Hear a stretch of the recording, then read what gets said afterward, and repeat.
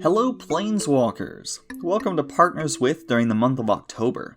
We wanted to bring you some spookier deck techs this month, and there are plenty of creepy commanders to choose from. That said, only one jumped to mind when planning this month, and that's the Reaper King, the lanky, spindly, rotting pumpkin Scarecrow. Reaper King is a 6/6 artifact creature with an odd mana cost, where each mana symbol could be paid for either with 2 generic or with 1 of the given color, costing at least a Wooburg and at most 10 generic. It gives other Scarecrows you control +1/+1, and whenever a Scarecrow enters under your control, destroy a target permanent. First, we're going to look at all the Scarecrows we'll be running, which partially includes Changelings, which also count as Scarecrows, obviously. Also, this category includes blink effects to repeat Reaper King's ability. Changeling Berserker has haste and champion a creature, which exiles a creature you control when it enters, returning that creature to the battlefield when the Changeling leaves play. Changeling Outcast can't block or be blocked. Eerie Interlude can blink your whole board, and Ephemerate blinks a creature and has rebound. Fang Skulkin has 2, target black creature gains Wither for the turn, which means it deals damage in the form of -1/-1 counters. Farmstead Gleaner doesn't untap on your untap step, but you can pay 2 to untap it and put a +1/+1 counter on it. Ghostly Flicker blinks 2 artifacts, creatures, and or lands. Ghostway blinks your whole board, and Heap Doll can be sacked to exile a card from your graveyard. Irregular Cohort creates a 2/2 shapeshifter with Changeling when it enters. Jawbone Skulkin has 2, target red creature gains haste for the turn. Mirror Entity has pay X. Until end of turn, creatures you control have base power and toughness XX and are all creature types. Moth Dust Changeling can tap an untapped creature you control to gain flying for the turn. One-Eyed Scarecrow has Defender and gives flying creatures your opponents control -1/-0. Phyrexian Metamorph enters as a copy of any artifact or creature on the battlefield. Progenitor Mimic enters as a copy of any creature on the battlefield, except it has, at the beginning of your upkeep, if this creature is not a token, create a token that's a copy of this creature. Scuttlemutt can be tapped for 1 mana of any color, or to make target creature the color of your choice for the turn. Shell Skulkin has 3, target blue creature gains Shroud for the turn. Spark Double enters as a copy of a creature or planeswalker under your control, with an additional +1/+1 or loyalty counter, and it's not legendary. Tarian Mauler gets a +1/+1 counter whenever an opponent casts a spell. Universal Automaton is just a 1/1 changeling, and Wing Rattle Scarecrow has flying if you have a blue creature, and has persist as long as you have a black creature. Next we have card advantage and mana advantage spells, starting with Arcane Signet, Chromatic Lantern, and Chromatic Orrery. Cultivate grabs you 2 basics, putting 1 on the field, and 1 into your hand. Farseek lets you grab a basic of any kind except for a forest and put it onto the field. Grand Architect gives other blue creatures you control +1/+1 and has pay a blue. Target artifact creature becomes blue for the turn. It can also tap an untapped blue creature for 2 colorless mana that can only be spent to cast artifacts, spells, or activate abilities of artifacts.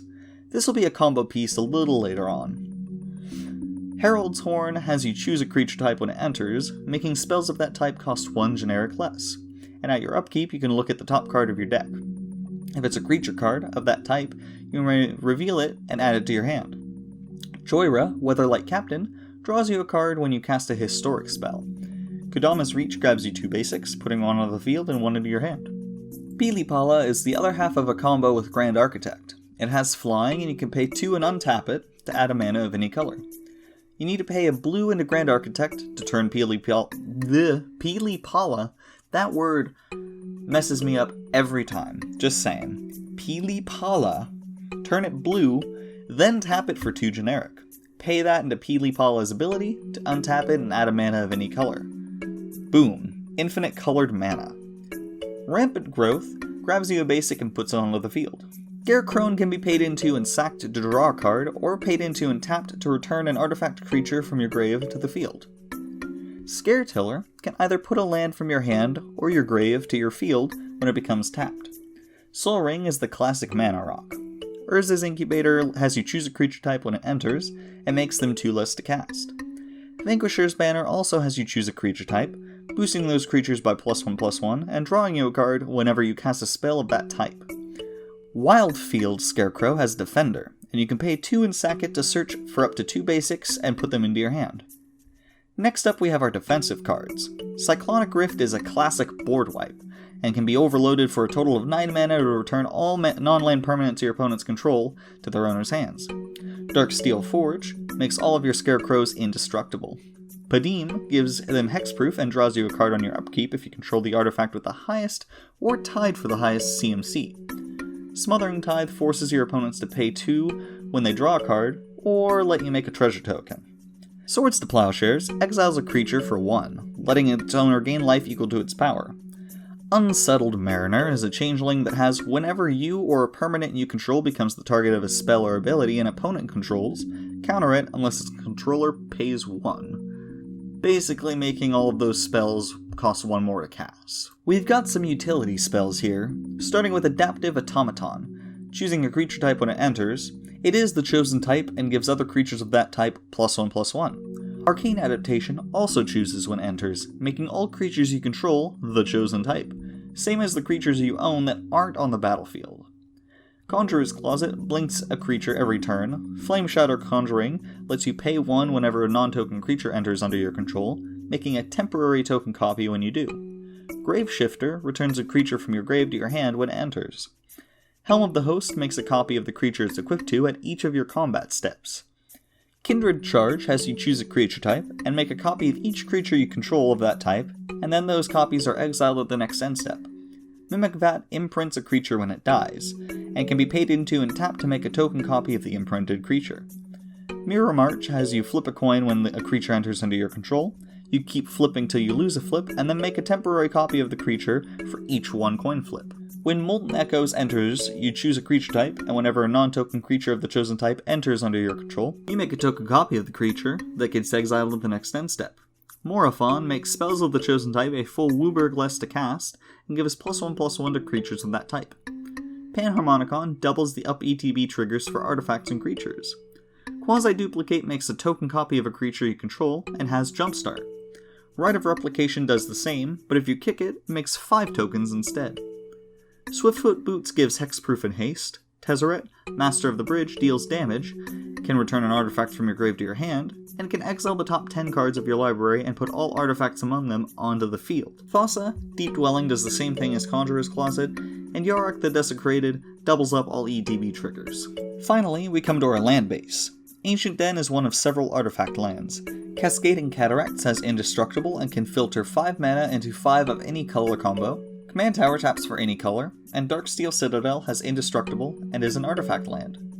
Exotic Orchard taps for any color an opponent's land could produce. Field of the Dead makes a 2/2 zombie token when you drop a land, at least after you control 7 or more lands with different names. Great Furnace is an artifact. Indatha Triome taps for Abzan colors and has cycling 3.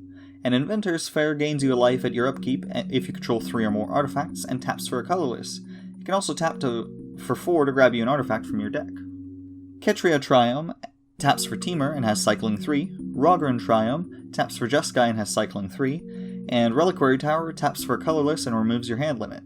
Savai Triome taps for a Mardu and has cycling 3. Seed of the Synod is an artifact land, and Temple of the False God taps for 2 if you control 5 or more lands. The Thriving Lands enter and let you choose a second color to have it tap as. Tree of Tales is another artifact land, and so is Vault of Whispers. Zagoth Triome taps for Sultai and has cycling 3. We run 1 forest, 2 islands, 2 mountains, 2 plains, and a swamp. We also run 1 of each of the snow-covered lands, mainly for Field of the Dead. Now go. Fight your enemies with a rotting pumpkin-headed monster. Overrun them with lanky mechanical monstrosities. With that, let us know what you think in the comments below. Maybe leave a like and subscribe. Have a nice day, y'all.